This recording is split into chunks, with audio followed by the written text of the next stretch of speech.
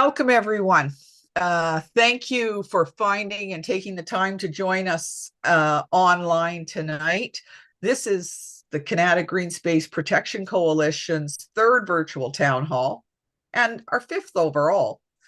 We hope you found this virtual version easier to fit into your calendar, especially in the busy month of December. And we thank the snow gods for encouraging you to stay inside and join us tonight. Next slide, Neil. And for those of you who don't know me, my name is Barbara Ramsey, and I am the chair of the Kanata Green Space Protection Coalition.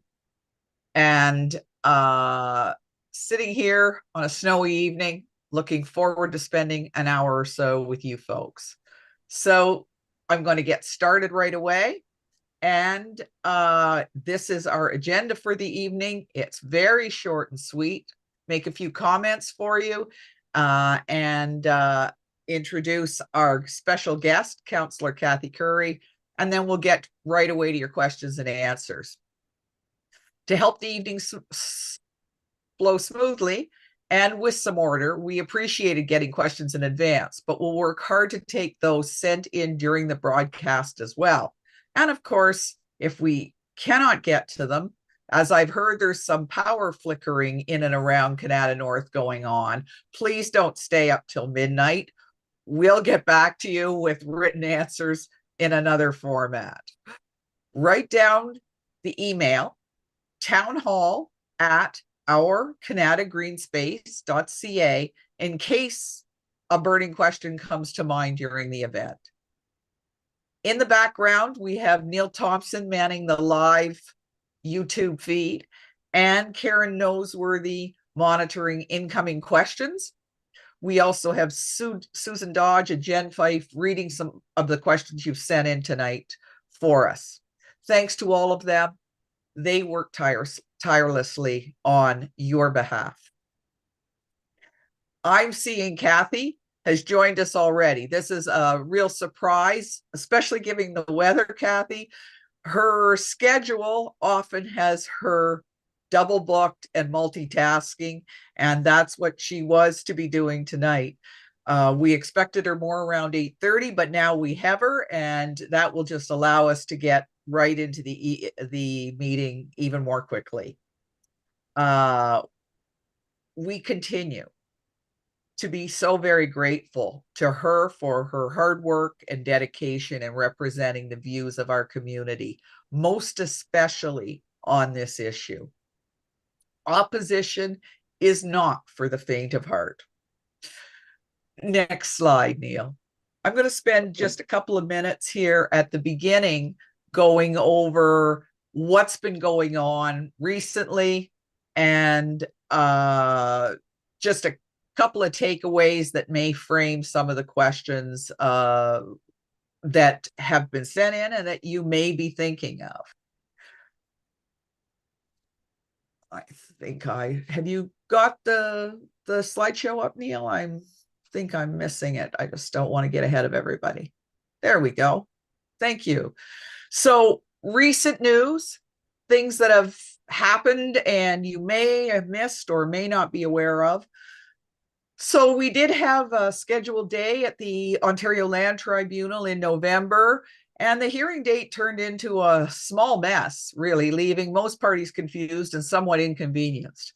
Club Link wanted a one-day hearing to ask for a final decision, despite knowing that there was not agreement on the 192 clauses in the previous OLT decision, the original decision from 2022. This is not a common situation for the OLT, as the member, Ms. Hardy, stated at the end of the November call. Because of that, it seems, staff scheduled the one-day hearing as an update on the matter, but did not include the panel members, which were essential to any type of decision-making. Obviously, that wasn't what Club Link intended or wanted. The disconnect was discovered but the day before the hearing. It was, as a result, short, and member Hardy rescheduled a new date in January when both original panel members, she and Mr. Ng, would be available. little else to be said here at this point, other than we look forward to January. And on the matter, our Sylvain Rouleau from Weir Folds, our planning lawyer, will be there on the 14th to represent the KGPC and support the city in opposition to Club Link. Noel, it will be virtual, and we will distribute the link for those that want to tune in. Also, recently, we announced in an e-news that the KGPC has finished examining legal options presently available to us.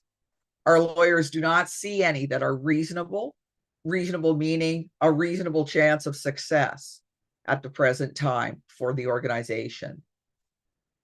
Let's be clear, Club Link legally had the right to sell the land without the obligation to operate a golf course based on the final Supreme Court of Canada decision not to hear the Court of Appeal matter. We hear they have now done that, but have yet to see the proof. I separate that because there have been lots of talk over time and in the questions coming in about lawsuits for property and other damages.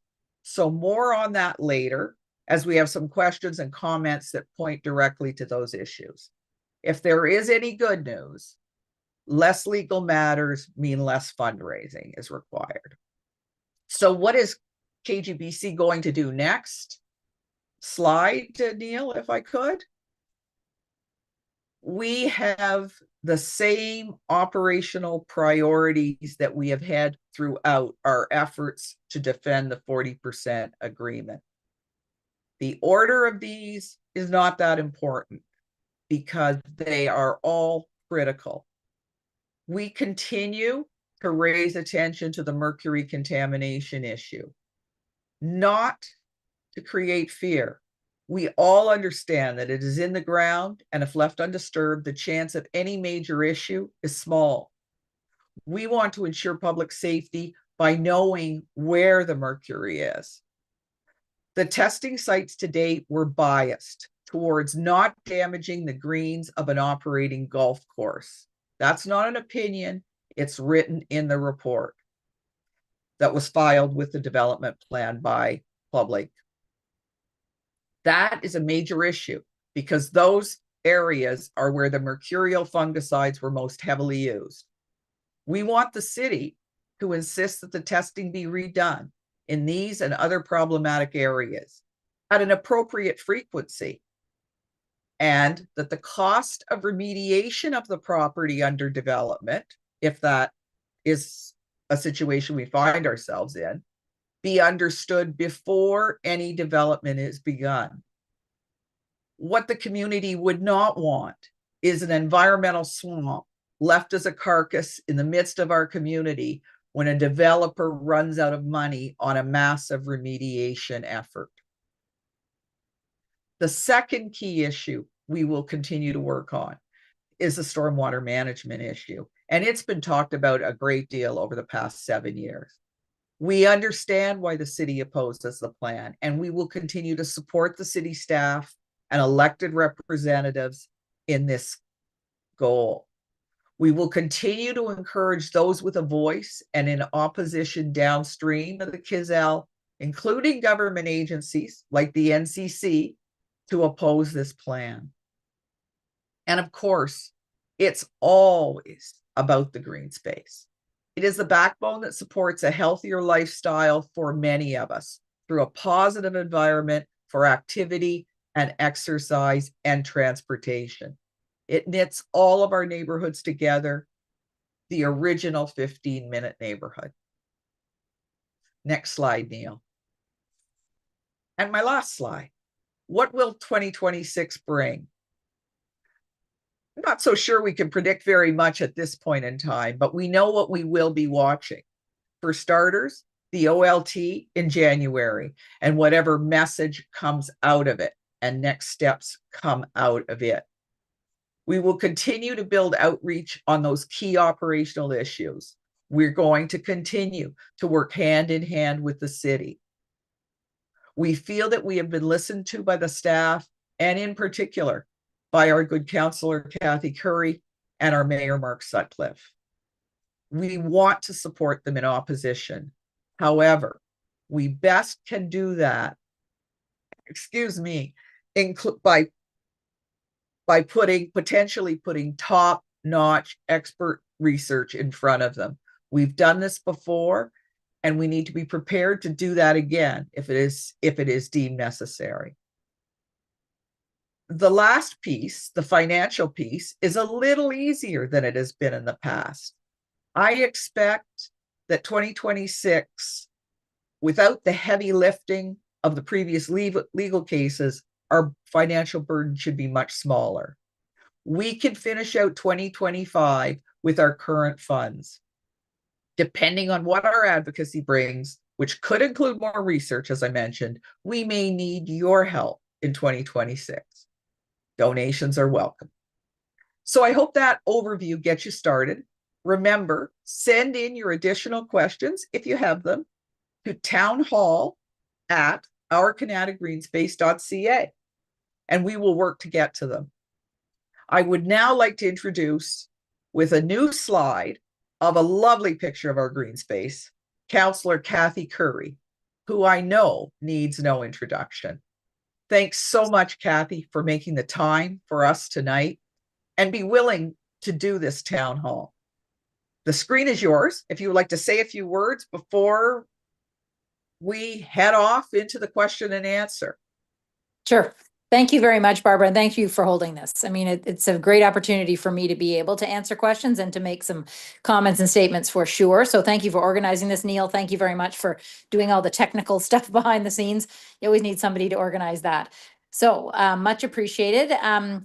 I guess the number one thing I want to say, and I don't know that everyone is on my newsletter because I did say this in my newsletter, but is everyone on this call who's listening needs to remember that I am fundamentally a politician. And so politicians are there to represent the people of their constituency, their ward, their, riding.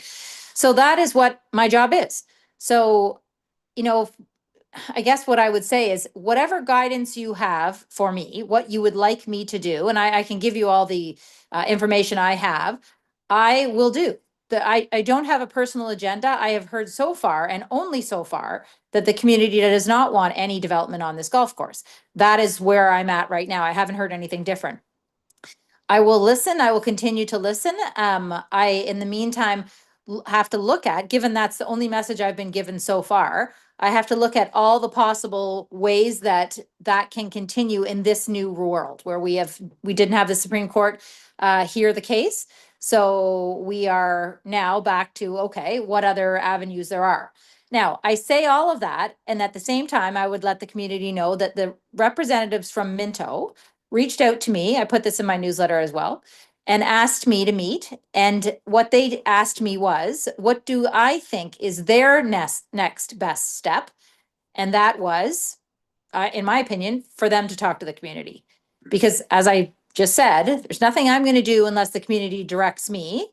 But, if Minto is the group that now wants to communicate with the community, what I said is they need to reach out to Barbara Ramsey. They need to reach out to the president of the Kanata Lakes Community Association, Bev Johnson, and the president of the Kanata Beaverbrook Community Association, Neil Thompson.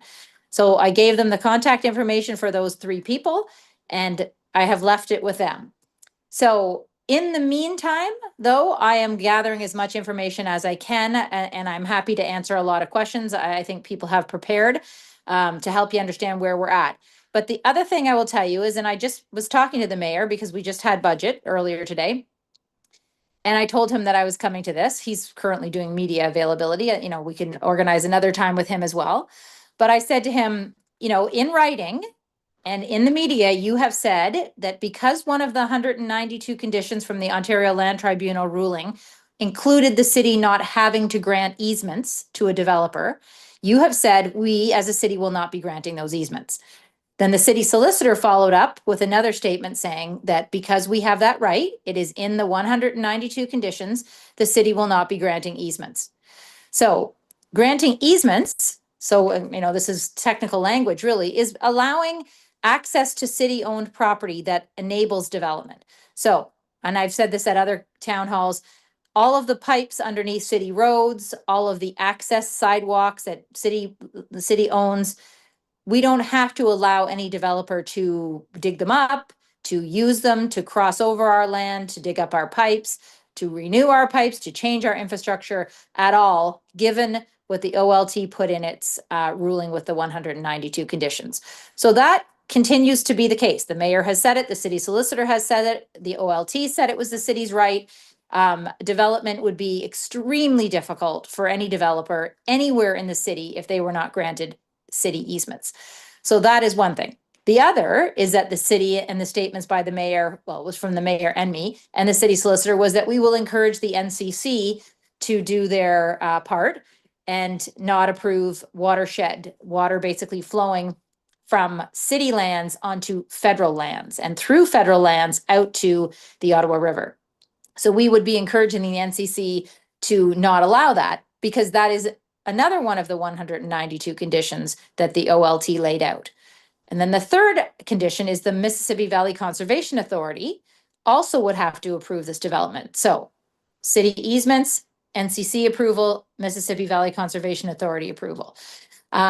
So there are three considerable hurdles, but there are others. And as Barbara mentioned, the number one challenge that any development would ever have on this land is stormwater. Where would the water go? And that's the question. The Beaver Pond itself is at a great capacity. We've had flooding, and we have Urbandale, which owns the land north of the Beaver Pond, which are considered KNL 7 and 8, those two parcels of land that are around the two little elementary schools, Kanata Highlands and St. Isabel's, that have been sitting there stranded for a long time. The intention was to have houses around both of those schools. They haven't been able to figure out the stormwater. It's not a simple solution because of the fact that the golf course was to be the stormwater solution, and most of it is rock. So the water runoff is significant.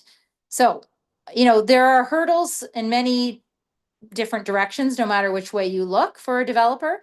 But as I said, I think that Minto, and we don't have confirmation that Minto owns it or that it's fully been sold. That is nothing we have confirmed for sure yet. But if it is Minto, if it is Richcraft, my message to the Minto reps who reached out to me was to work with the three leaders of this community and whatever that looks like, and let me know how that goes. Thank you very much, Kathy. Appreciate those comments. I always appreciate your straightforwardness and your honesty, and also your passion. And as a whole, I know the community really appreciates you. Oh, well, thank you. I try.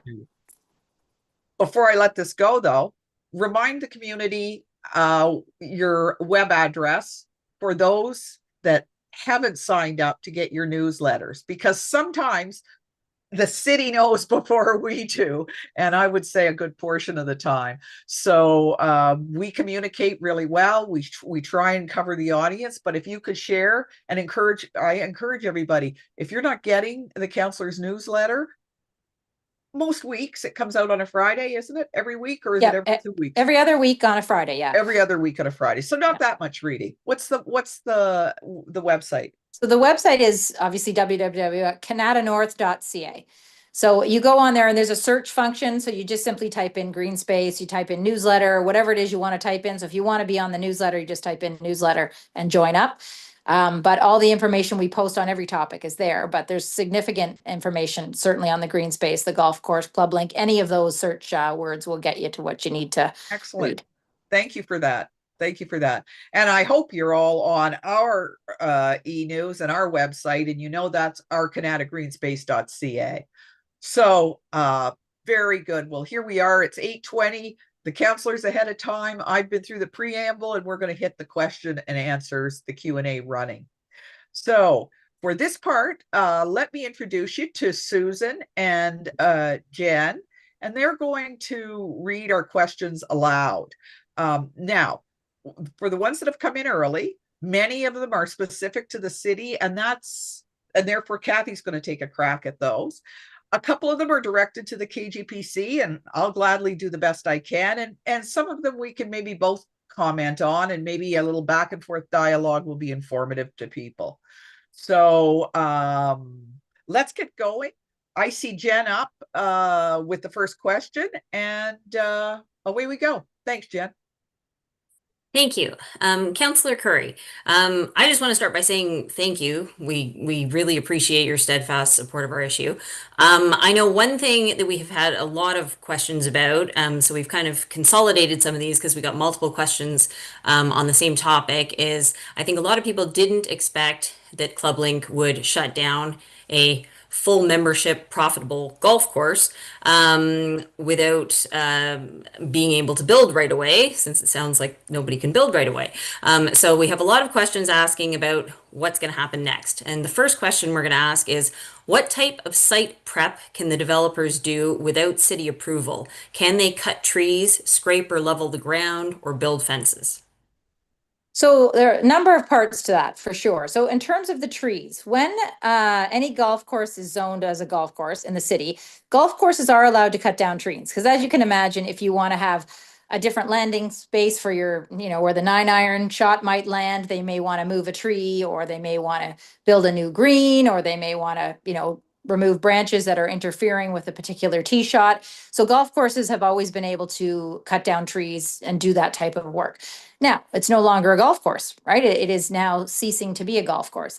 So what I understand is that the city bylaws would also apply. So tree bylaws, and that's, you can go on my website and look at those, and you can look at the city's website as well. Tree bylaws are very specific. They're not just, oh, you have to get permission before you cut a tree. There's very specific rules about if you cut any type of tree. Some trees you are not allowed to cut. You have to replace them. It's not just a simple thing if it's not a golf course where they have some rights to remove trees. So that, I think, now would come under the city's bylaw. I can tell you that developers, my experience with developers, they do not want to cut down trees. That's the last thing in the world they want to do. They tend to be very protective of trees themselves. They are human beings. Sometimes we think they're maybe horrible, evil people. They're not. They're actually lovely people for the most part. And they are very careful about trees. They like to keep trees. They know the city has a tree canopy target. So they usually in close communication with our city forestry staff to find out what they can and can't do. So I have said to the community, if you notice a tree being cut down or trimmed, then certainly, you can call 311, you can let us know, we can find out. I will say though, as soon as I did that, people started calling me about every single tree that was being cut down everywhere. So I'm specifically talking about on the golf course if a tree is cut down. Now, there was some brush cut down earlier, and people wrote to me about that, and we asked, and the golf course staff said no, they had planned to do that clearing for the golf course a long time ago. So that was allowed, and it was just brush. But so trees, I think, fall under tree city bylaw, and it's a different situation right now because it's no longer a golf course. So in my opinion, I don't think that that's a big concern that someone would come in and cut any trees. That's not something that I think that's going to happen. Now, the other part of it is how much can be done. When I talked to our planner at the city, Derek Moody, he said to me, what can happen in any development is the developer can go in and do testing. So they can do a variety of tests. In this case, there are some rules around this golf course that we are looking into further about what can and can't be done because of the stormwater issues, because of historical rules on that land. So but generally developers are allowed to go in and do some tests, which is like drilling a borehole, say. It's not like massive land movements. It's trying to do some testing for some of the tests that may be involved at a later date. And as for fences, the third part of that question. Now, my understanding is that the subdivisions, when they were approved originally, when it was the city of Kanata, in each subdivision agreement, there was a rule that said the golf course could never be fenced off. And that was because they wanted to make sure that this was open green space for 6 months of the year. And so their fences would not work, right? And they wanted to make sure there was a lovely view of the golf course from all angles. So there were rules in the subdivision agreements that no fencing was allowed. So I have spoken to our top planner, Derek Moody, and he is looking into all those subdivision agreements because this has been told to me by people who were around at the time planning out the city of Kanata, and I wanted to make sure that that was the case. So stay tuned on verification on that, but that is what I've been told by people who were involved in the original development of the golf course and Kanata Lakes. Thank you. This next question is has a lot of parts, so I'm going to try to break it down a little bit. It's sort of an amalgamation of several different people's questions. Will the developers be made to maintain the land so that people backing onto the area will not have an unmanaged wild area behind their house, coyotes running wild, wild parsnip growing everywhere, that kind of a thing? So it is private land, it's privately owned. And so any private land ownership, and as a counselor, I get this a lot, right? You own your own house, you have private land, your backyard, you have to maintain a certain property standard. And if you've ever called bylaw on someone else on your street, bylaw officers come by and they take a look at what is going on and they make recommendations, or they give, sometimes they fine people, but you are required to keep up a general standard of property maintenance. So in this case now, I believe that that would be the case if the properties were not being property wasn't being maintained to a city standard. That would be a call to 311. Now the coyote issue is a different one, right? Because coyotes are everywhere. They're through Beaver Brook. They're all over the city. The entire city is having a challenge with coyotes, it seems. So we are holding a coyote night, the Kanata North office. And so I really encourage people to go to that. I'm actually thinking right now if we already held it. I can't even remember what day it is right now. But anyways, Coyote Watch Canada works with the city to help residents understand better what living among certain wildlife entails. So it would not necessarily be a private property owner that is responsible for dealing with the coyotes. That is a city issue. And we've had situations where coyotes have been ill, and the police are often called and they will make a judgment call if whether the animal needs to be put down or a different ministry needs to be called. But in terms of property standards, we do have a bylaw for the city's property standards, and the city would get involved in that case. And what about the stormwater management function of the land? Now that there will no longer be daily eyes on the golf course with with ClubLink maintaining it, how will the city monitor that the SWM function of the property and the maintenance of connections and drains to the city SWM infrastructure is still being taken care of? Yeah, so stormwater management is the city's responsibility, right? The city has ownership of that beaver pond, and they do regular checks. They have city staff go over all the time to make sure that drains are cleared, that the pond is functioning properly, that there's water flow. Like that pond is a monitored pond, a regulated pond where water is let out when it's necessary. So city staff are constantly monitoring that.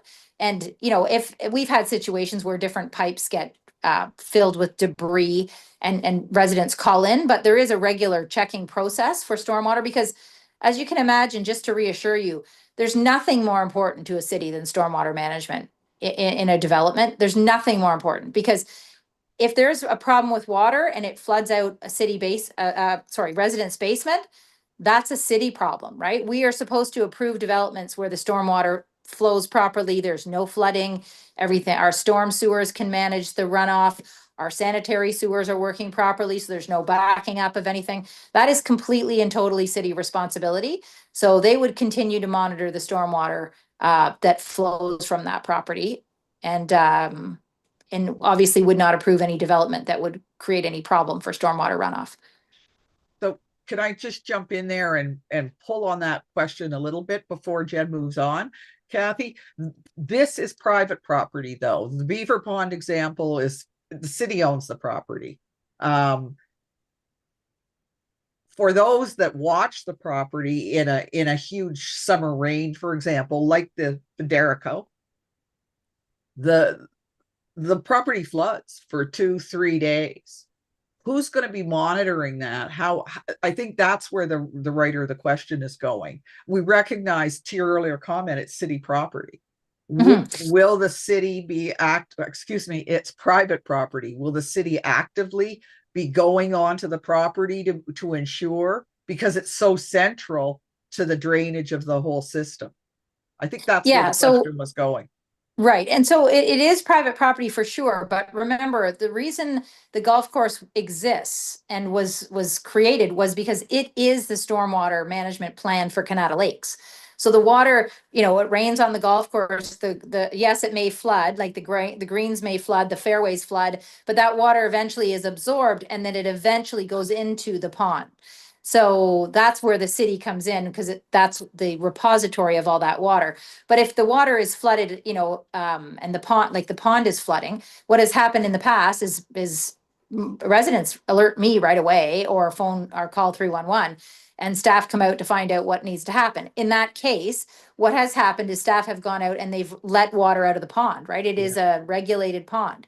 So, but the flooding on the golf course itself after a big rain, what you're watching is the same thing as when our streets are filled with water after a big rain, and then eventually the sewers, like that's why you have curbs, right? And eventually the sewers take it and take it away. So our number one goal as a city is make sure no water gets into your basements. But if water, even it comes to the top of the curb on a street, it's actually working properly. It just takes some time for that water to eventually absorb.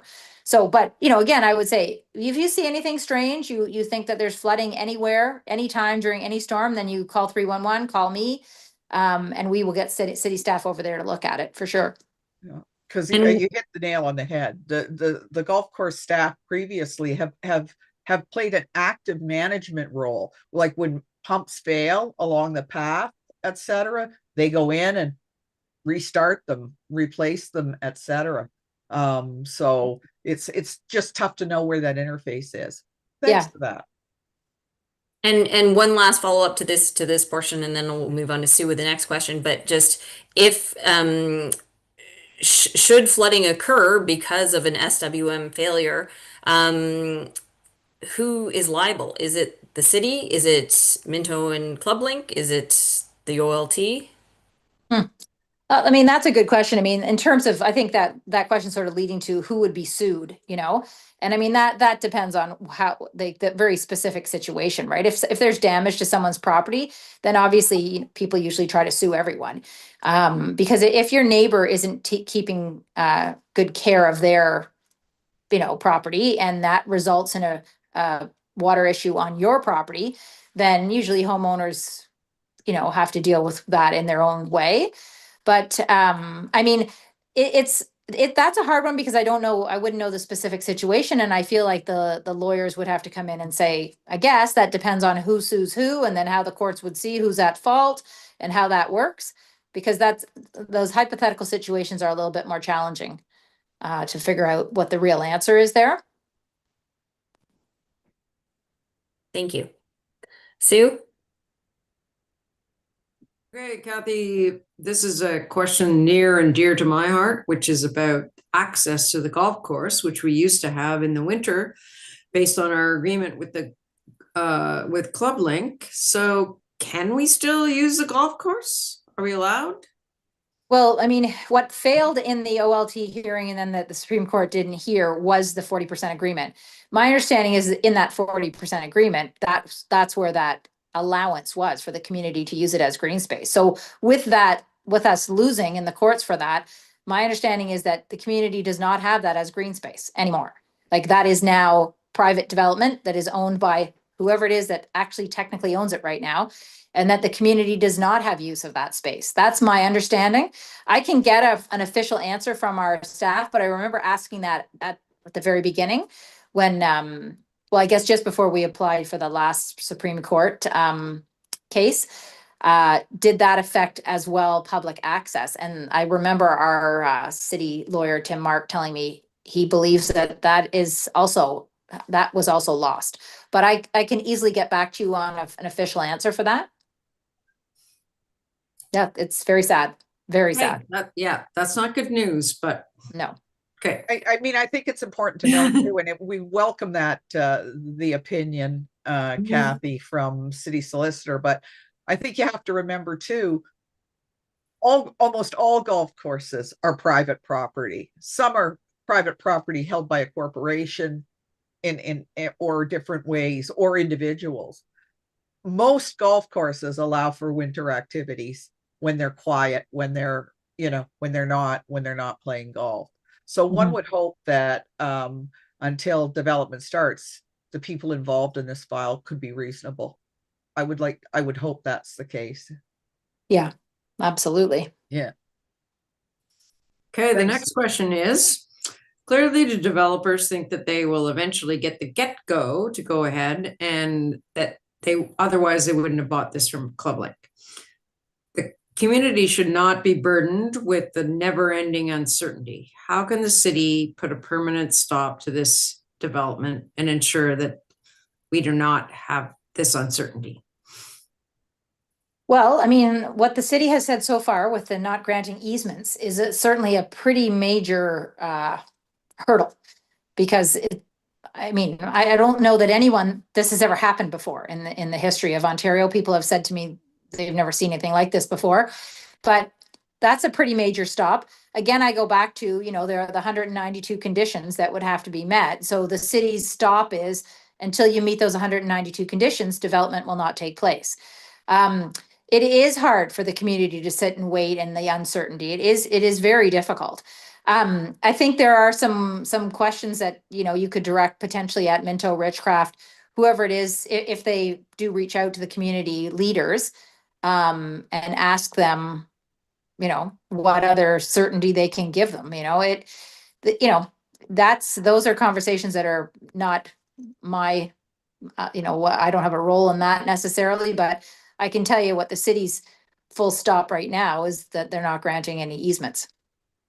And they have not approved any stormwater management plan.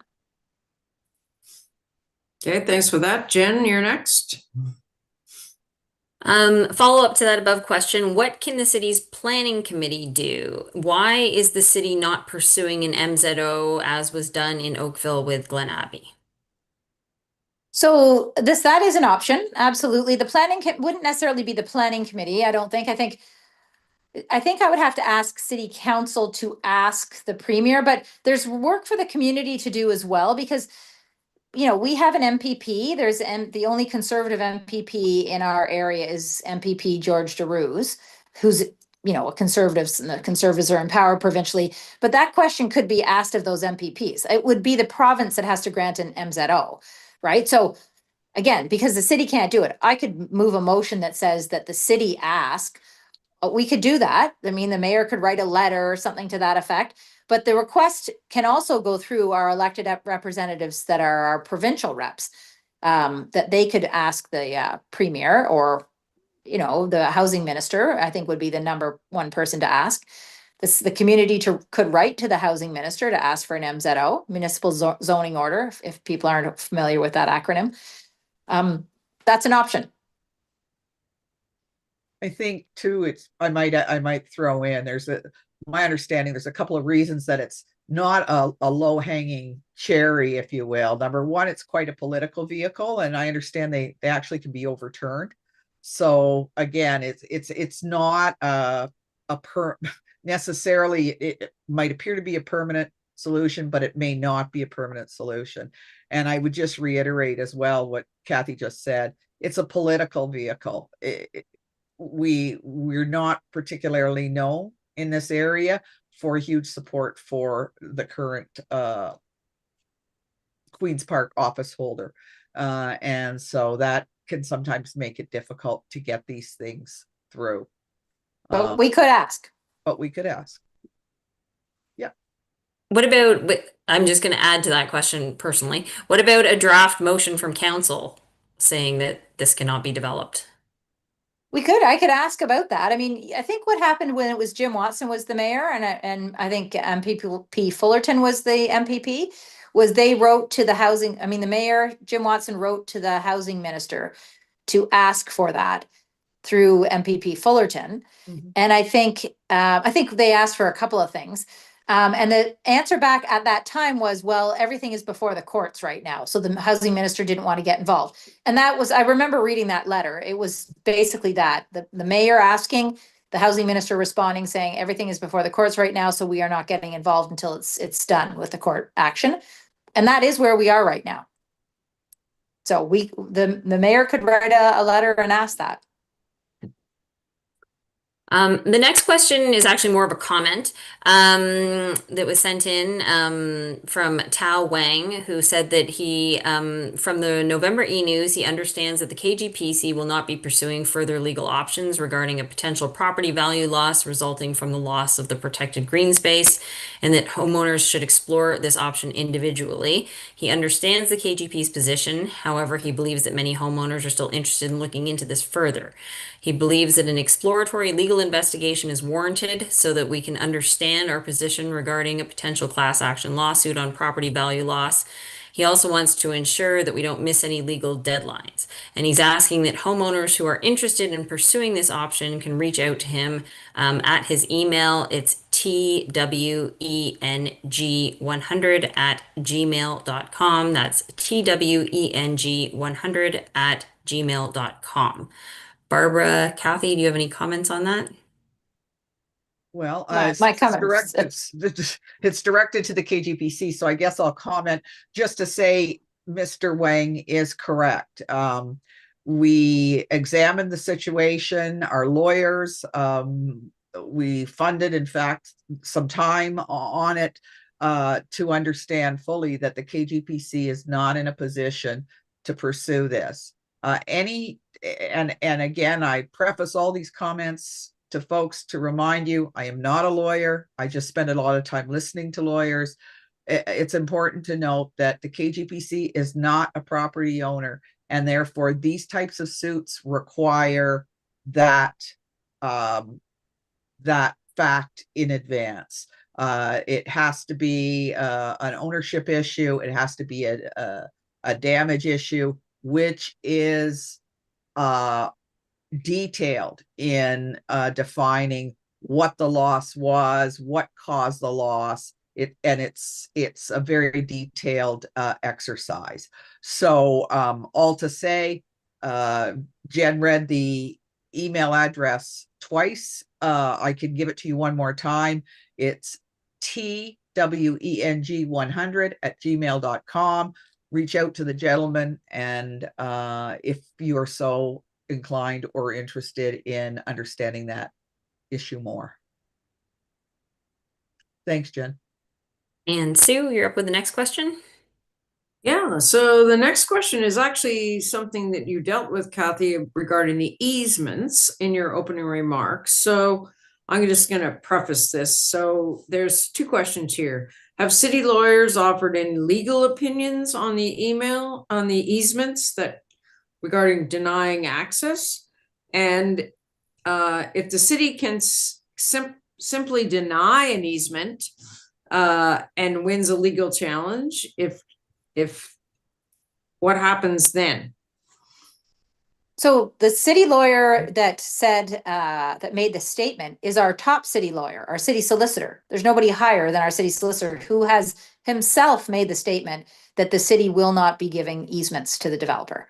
And the reason he said that in a letter, a written document, is because the OLT, the Ontario Land Tribunal, set out 192 conditions, and one of them was that the city has every right to not grant easements.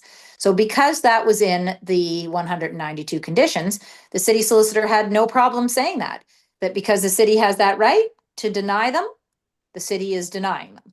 So there's, I think the question asked for like a legal opinion. I don't know that you can get anything better. You're getting that statement from the city solicitor, who, in his understanding of what the OLT said in their 192 conditions, was that the city did not have to grant easements. And so his comment was the city will not be granting easements. The mayor repeated that. Excellent.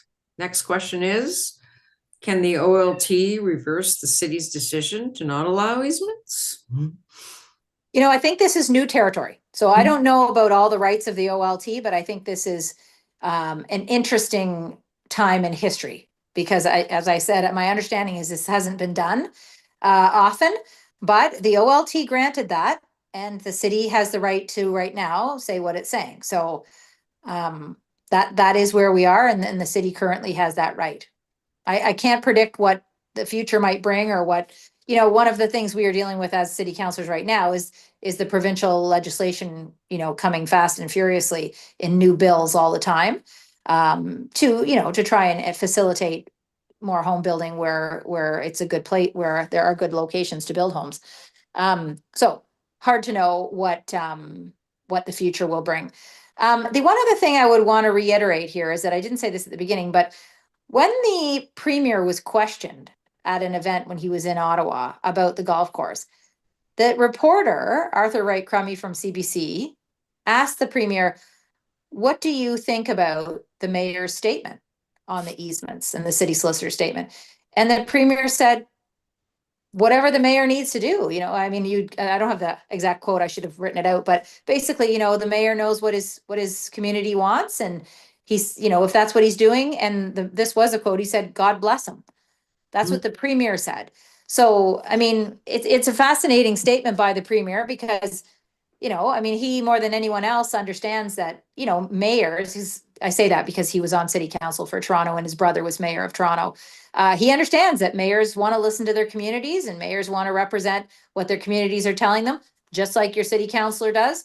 So, that is what the mayor is going to do, is stand up for their community and represent them. And that's what he's done. And the premier, when questioned, said, God bless him.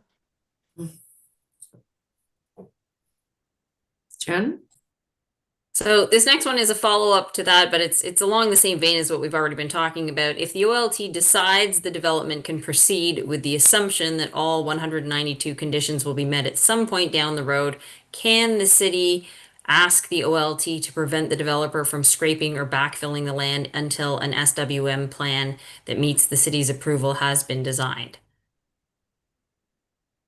Well, the city, as my understanding is, has to allow the developer to do some testing, but massive land movement is a different thing. And, my understanding is there are some rules around what can be done on that particular piece of property, which is, an avenue I think a lot of people are looking at. And I think the, KGPC looked at some of those rules about what is allowed on this particular piece of land that goes back to, the history of Kanata when this 40% agreement was put in place. I guess, one of the things I would say is that given the history of Kanata, what actually happened, according to the historians, was that there was a request by developers to extend the urban boundary to allow Kanata Lakes to be that whole, what we consider Kanata Lakes and the golf course, to be brought into the urban boundary. But the deal was that this land that was mostly rock and partially a 9-hole golf course would be the stormwater management plan. That would be the stormwater plan for Kanata Lakes. And so hence the reason why there were a number of rules set out, because you can imagine a city would want to make sure that this land wasn't just forgotten about as the stormwater management plan for Kanata Lakes. So there were rules set out in terms of what can be done with that land. Some of it was, what we were dealing with in the courts, but there are other rules as well to make sure that no houses were flooded and it was never forgotten that that was to be the stormwater management plan for Kanata Lake. So I feel there's more to learn there, and I am spending some time doing that. And the next question is one that you've already addressed. It was just about, has there been any communication with the city by the current golf course owner? So as you mentioned that you did hear from Minto. And then it goes on to just ask who owns the golf course land currently. Is the city actively monitoring the sale? So yes, the city is monitoring it carefully. Now, I will say we've been totally immersed in budget for the past 2 weeks, but 2 weeks ago, I did ask our city lawyer, Tim Mark, if he could find out who currently owned that land. And at that moment, the land is still registered to ClubLink. So absolutely, people have come to me to say, oh, Minto owns it. And obviously, if Minto reached out, I think there's some validity to that. But I have not been told specifically that anybody different from ClubLink owns that land right now.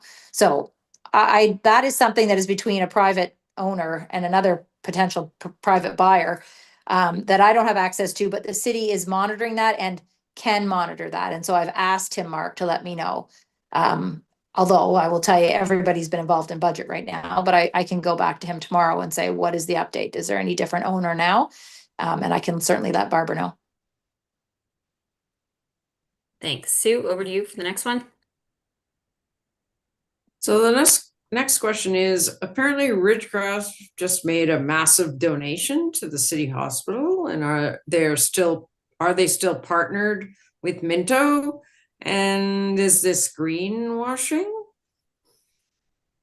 I can't comment on that. I don't know if I had always understood that Minto and Richcraft were the people that had offered to build houses on that land if they ever were able to get through all of the hurdles. So I don't know who's joined with who or what's going on right now. But I will tell you that developers often donate to hospitals, like they build wings onto hospitals. These people are very generous. I mean, as I said earlier, sometimes we say negative things about developers, but in fact, they contribute millions of dollars, sometimes hundreds of millions of dollars to massive projects all over our city.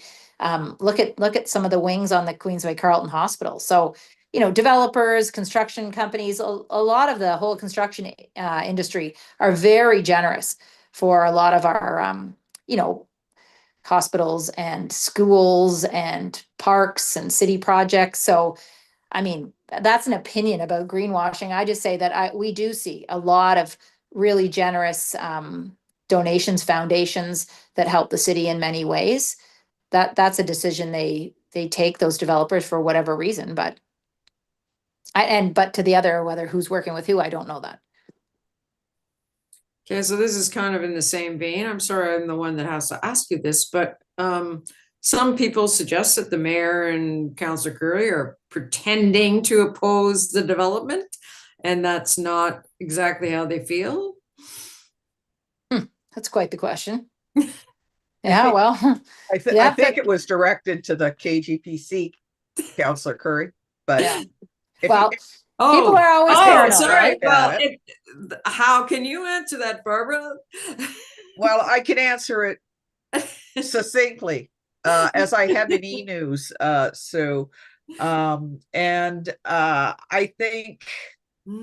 think I recognize that the level of angst on this issue after 7 years has risen and risen and risen, and people are getting more nervous, more concerned, more reactive. I mean, Councillor Curry made comments earlier about the number of and we were part of that through our Facebook, our social media, about tree cutting, and the trees were coming down, and then there was stakes on the golf course, and the stakes are denoting regular golf course operations or were remnants of that. So everybody has a level of paranoia. I got a note a week ago from someone who saw a woman in a red golf cart with large documents driving down the fairways, and said, what do we know about that? And I said, well, we know nothing about it. And I quipped, and I'm not sure if the person found it funny, but my thought was, well, maybe it was Mrs. Claus and she was checking postal codes in advance of Christmas. But I mean, and as Councillor Curry said earlier, it's private property. People can work on private property. So we know that they intend, or we believe, we understand their continued intention is to develop the property. So work will be going on the property. We will be seeing things on the property. What we don't want to be seeing are actions like grading, regrading, massive backhoeing that is potentially damaging the current stormwater management function, because you have to remember, whatever planning process they pursue or building process, development process is pursued, if we're unsuccessful in stopping this, it still has to work throughout that process as a functioning stormwater management, part of the stormwater management system. It can't not work. So that's why it's very important to make sure that whoever owns the property and whatever work they're doing is consistent and what they're able to do. But I can say to that end that Councillor Curry has been accessible, strident, very interested in getting to the bottom of things, finding facts, making phone calls, and more important, getting back to us. When I say us, the KGPC, on behalf of you, our supporters.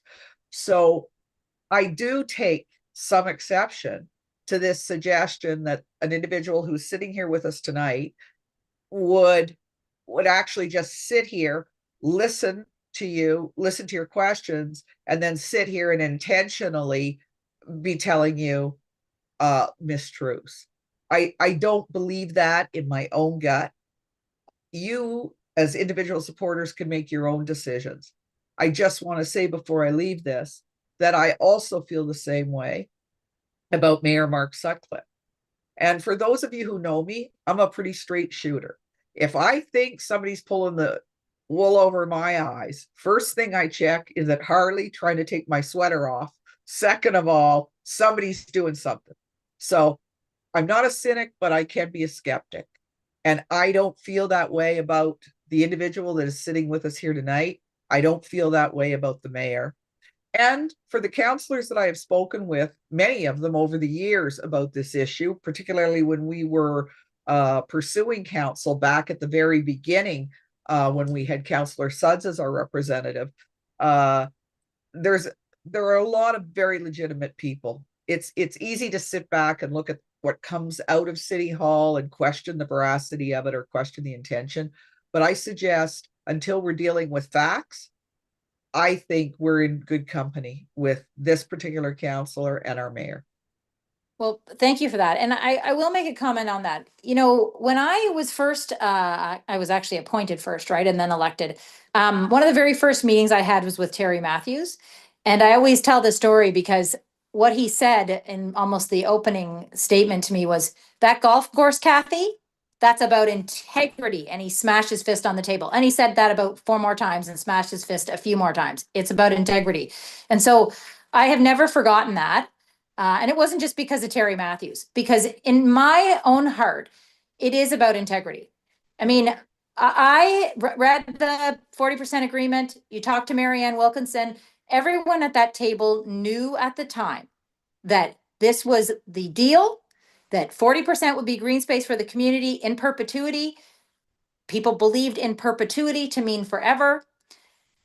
We made the deal, according to the people at the table, because the developers took 60% of the 100%, made their housing developments, made a lot of money from that, relied on the golf course to be the stormwater management function for the entire area, promised homeowners that they are, you know, in their whatever it is, their deeds, I guess, that they would always back onto a golf course and green space.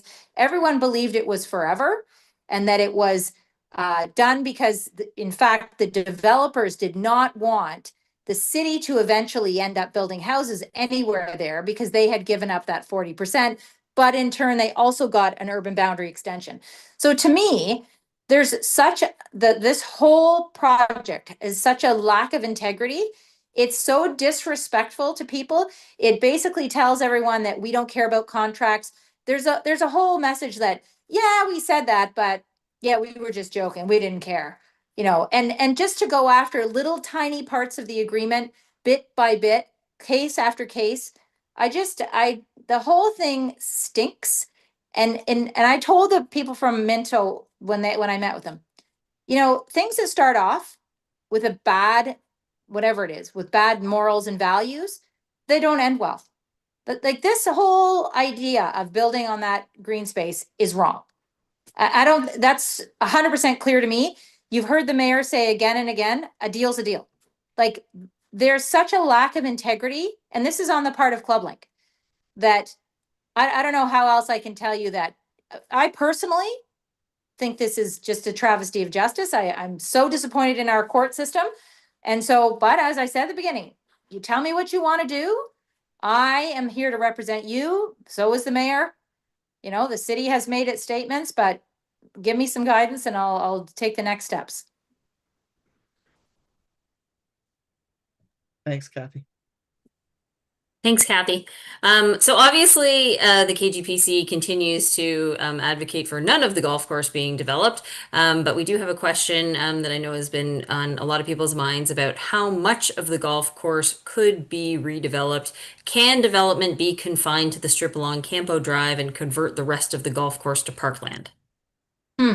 So interestingly, I have never, until now, looked at what the design was that is advertised, that Club Link had put up on their website to show what they wanted to do with the golf course, because I never imagined it was going to happen. I actually really thought that the Supreme Court would hear our case and look at the entire situation as a whole. So I never looked at what their actual development was until I did. The development proposed is the entire golf course. There is no proposal, because I've had an email or two where people have said, what about just putting a few buildings along Campo? And I mean, they're just suggesting this to me as an idea. And when I look at the design is the entire golf course. There's no little design where you just put up a few buildings on Campo. So that's a question for the developer. Like if the community was ever to say, oh, well, maybe we would contemplate something, that's not what the plan is right now. The plan is housing development, streets, the entire golf course would be housing. And little bits of green space as far as I can tell, but like, it's not just for one part of Campo. If I could just add another thought onto your comments, Kathy. I've never heard in all the discussions in the 7 years and in these, particularly on the matter of the stormwater management interpretation, that a partial development was workable.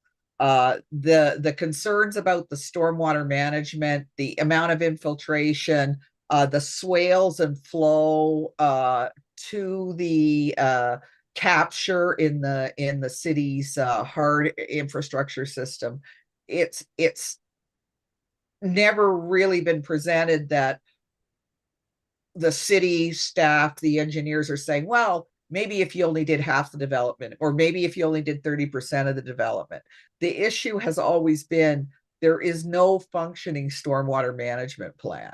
So, and you have to remember too that while it is a strip along Campo Drive, that strip would have to be a fairly thick strip, and that's going to cut into the number one large pond on actually between 9 and 10.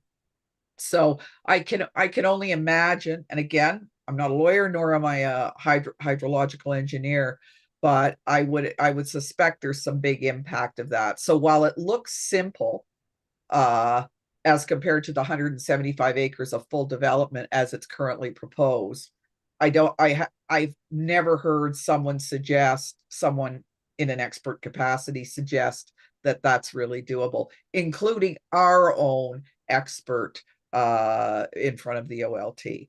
So it gets thrown out there. It's not the first time I've heard it either, but it's expert analysis that will determine whether whatever stormwater management system is proposed will work. And I've never heard that a partial system is a doable. Next question is about mercury contamination in the ground, and they are asking, would a class action lawsuit be applicable in the event of a public health incident? And I also just want to add to that, since Barbara brought it up in her opening remarks about the KGPC trying to get the city to pursue some more testing of the land, if Kathy could just comment on that as well. Yeah, so I mean, futuristic situations that are hypothetical are hard for me, right? I'm not an expert in lawsuits on contamination, but what I will tell you is that during the OLT process, the KGPC did make the argument about the mercury contamination, made the comments, and then since it was sent to me 5 very sophisticated documents, and I have read the study that was done by the expert, but very sophisticated documents by Heather McNairn that talked about the mercury contamination. And I sent those on to our stormwater staff. I mean, the reality is, from all the reports I've read on this, as long as nothing is disturbed, the mercury stays at the bottom of the ponds or in the dirts under the greens because of the fertilizer at the time. But to disturb it is a problem, right? The water, potentially the mercury gets into the water table.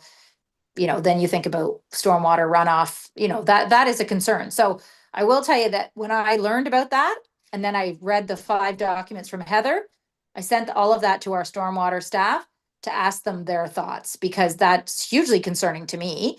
I think it should be to anybody, that this is not just, a park. This was a golf course where there were heavy fertilizers and really poisonous materials, spread around. and moved around too. When they expanded and put that extra 9 on that little Kanata golf club and they added 9 more holes, they moved dirt around then to do some of that and, you know, move the mercury around. Like it could be all over the golf course. So it's absolutely a concern. And I want you to know I brought that to the city's attention right away, for instead of the lawyers to be looking at it, to our stormwater and water professionals to look at it. And just further to that, just a reminder to everybody, it is part of the 192 clauses that have to be ironed out before any final decision comes from the OLT. So we're hoping to have more discussions. And I welcome Kathy's help to get this in front of everybody that can opine on it at the city.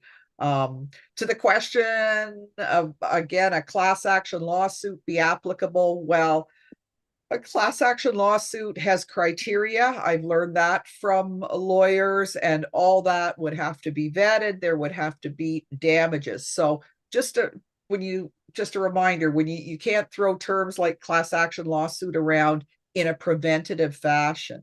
Class action lawsuits happen when there are damages. So that something would have had to have happened. People would be looking at facts. People would be seeing levels of contamination and negative impacts. So again, this isn't the type of thing people should be what-ifing about. But what we should be doing, in the opinion of the KGPC, is getting the city to support our ask for, first of all, a new and unbiased phase 1 and phase 2 study. And I'll just spend a minute on this again. I see the clock is after 9, but we're getting to the end of the questions. Just a reminder to everybody on the matter of the mercury, the study was done for the development plan at ClubLink and Minto's behest, and it stated in the study that they would not test the greens because they did not want to damage them because it was a golf course in play. Yet we know that is the primary depository place of the pesticides, certainly for the original first 9, which is where the bigger issue is. So that wasn't tested.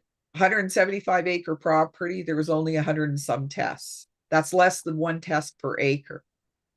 So where is the mercury?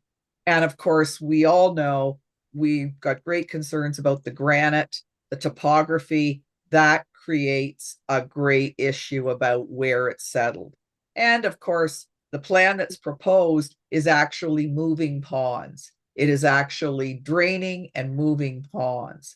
So this really is potentially problematic, not only in the water table, as Kathy said, but the problem with the mercury is if it is disturbed, it becomes aerosolized. So what really matters is that we do our due diligence and we get to work with the city to make sure this is properly assessed and properly analyzed, and the KGPC will stay on it. The legal matter, that's, again, it's not for lay people to suppose. That's down the road when a problem really exists and you get the expert lawyers involved in it at that point in time. Next question.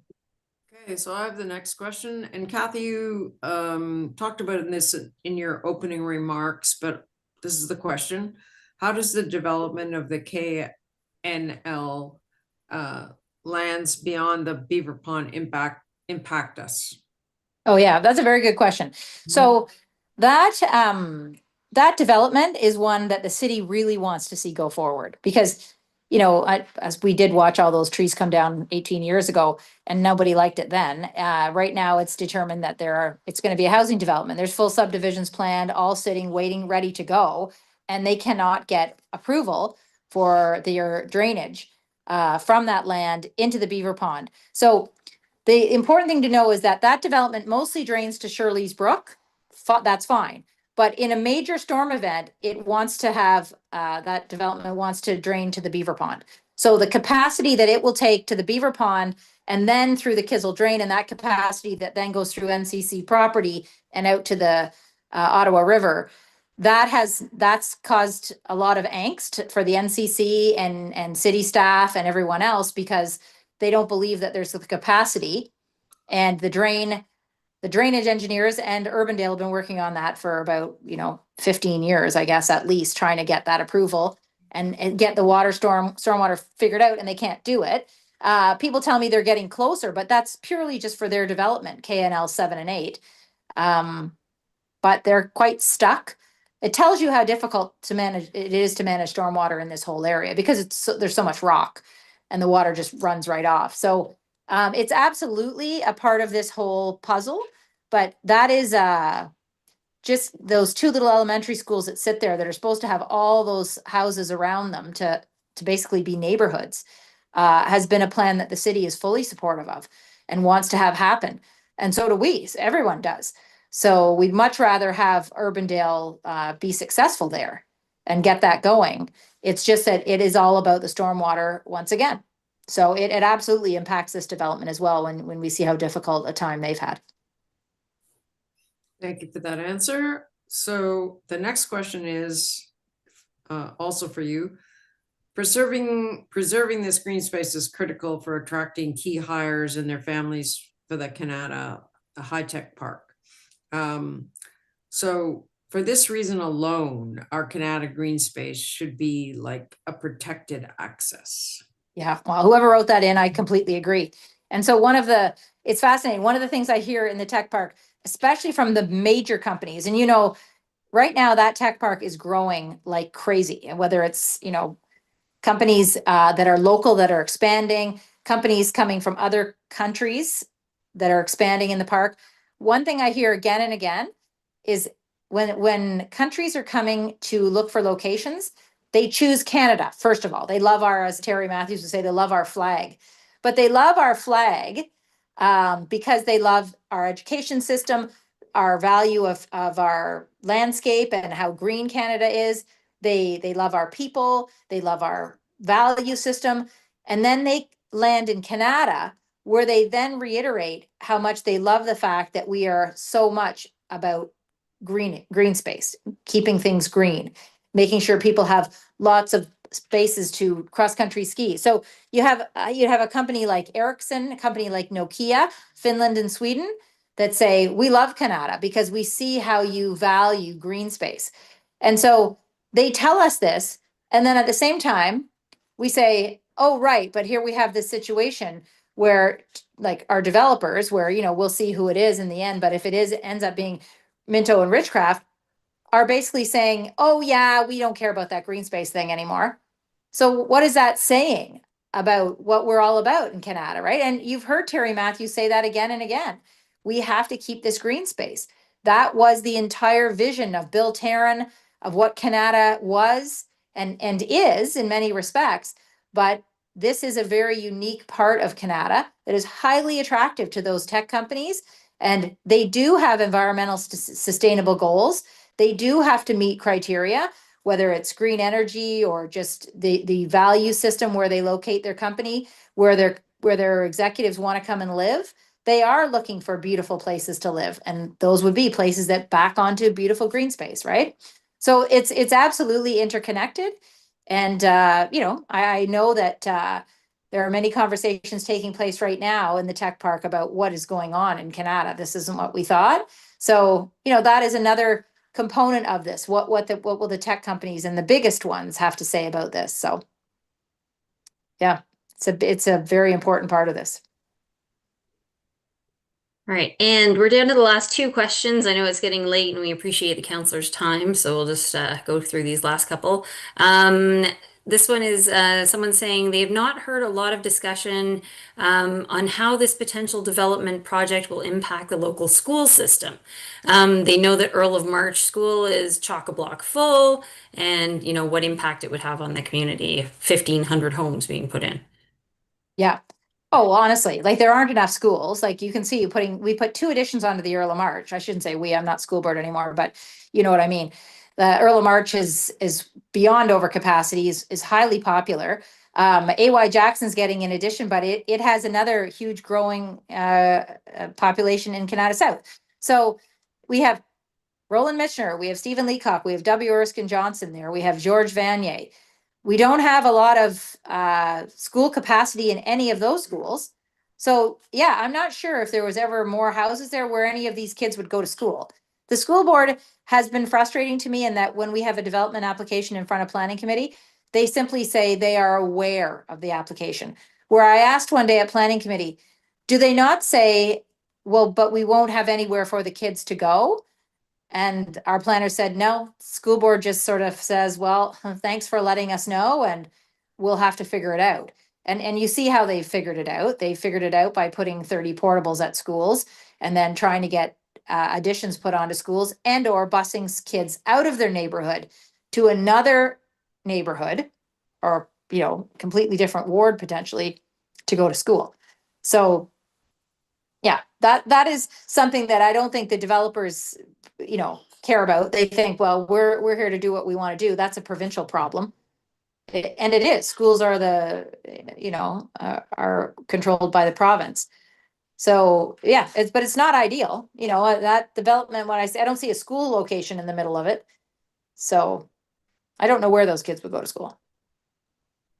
Well, or where they'll get the rest of the services. There are no services associated with the development. So it unfortunately is planned as a parasite on the existing community, not just for education. And we certainly had our eyes opened at the beginning of this process before you were appointed, then elected, Kathy, to just how blind these development plans come in with no obligation to identify education. There's no obligation for them to do that. No obligation to provide healthcare, you know, assure healthcare access, etc. It just doesn't exist in the system, unfortunately. That's a provincial issue. Mm-hmm. And our final question, which again speaks to the uncertainty of it all that we've been living through for the past 7 years, which now continues. But what happens after the next municipal election if we have a new mayor that is pro-developer? Can everything change with respect to the city's position? You know, that this is a worry for sure for people. But I mean, reality is you've got to vote for the person you think is going to represent you. And that's, you know, that's what the election's about. I certainly, nobody can control that, but I will tell you that most mayors are pro-development for sure, because we need more housing, right? We are a growing city, so they're going to be pro-development. But so far we've had mayors and representatives from Kanata who have said, happy to build more housing, just not here. And that, you know, you could classify that as NIMBY. This is not that, and everybody knows that. Council knows that. This was voted against, this development from the start, on a unanimous vote. Council voted against it. And it continues to vote against it unanimously because council knows we can build all kinds of apartment buildings, subdivisions, and all kinds of areas, but there are certain locations where it doesn't make sense to build. The mayor has said that, and Jim Watson said that. You know, I just think that you have to remember, well, you have to remember a couple of things. As I said at the beginning, your elected representatives are there to represent you. So, you know, choose ones that represent you. But the other is that Kanata is a very important ward. Kanata North, Kanata South too, but Kanata North is a very important ward because we have Canada's largest tech park. We have a highly educated population. We have a fairly affluent population. It's a very important ward in the city for any elected representative, whoever runs for mayor. You know, so they would want to represent the needs and wants of that voting population. And so if that's what the voting population wants, they will represent them. And that's was our last question for the evening. Okay, well, thank you for this opportunity. For sure, if people have other questions, they can write to me at kathy.curry@ottawa.ca. Read more on the Kanata North website, kanatanorth.ca. And happy to get some follow-up answers, Barbara, whatever you need. I wouldn't mind also meeting with the KGPC board at some point whenever you're having another meeting upcoming, and just to review a few things. And we'll work hard to make sure our schedules collide because we've had some challenge in the last few months doing that. So Yeah, we'll start the new year off and we'll make sure that happens. okay. So Well, thank you for having thank you me. again, Kathy. So just to wrap up tonight, folks, we hope there were some good answers in the mix tonight. We got some good questions, and we got a couple of interesting comments too. And we understand, I know Kathy does from our conversations one-on-one, that many of you are looking for certainty, and we know why. We understand it. This is life, and we're all living in very uncertain times. And sometimes we're just not in a position to give you that. Kathy, from her position as an elected official, doesn't speak for the entire city. She understands what the city wants. She hears from the experts within the city and can share that. But likewise, the KGPC is here to make sure we work as a group, we stay together, we are coalesced on the issues, we understand the issues as best as we can, and when we don't, we get expert opinion. That's our role. But that doesn't mean we can always give you certainty. And I know a lot of the conversations I have with people are like the ones that I have with Kathy, and sometimes we just don't know. And as I've said many times in our e-news, patience is required, especially when you're in opposition. Patience is required. Neil, can you just flip up our last slide? And I do want you to know that even if we don't appear to be making progress, you need to know that we're on the matter, we're on the issues. And I think the same applies to Kathy. Sometimes you may not hear anything or read anything in her e-news about the issue. It doesn't mean things aren't happening. It just doesn't happen as quickly as you may want it to. If this was valuable to you, I'll close with a small ask. Please consider a donation. If not now, in the new year. And Neil, last slide for the evening. Thank you all for your continued support. Have a wonderful holiday season. Be kind to yourselves and others, and truly enjoy your family and friends and our very special community. Thank you again from all of us at the KGPC. Once again, Kathy, thank you. We're so much better together. Wishing you a more positive 2026. Thank you very much, Barbara. Happy Good night. holidays, everyone. You too. Bye-bye. Bye-bye.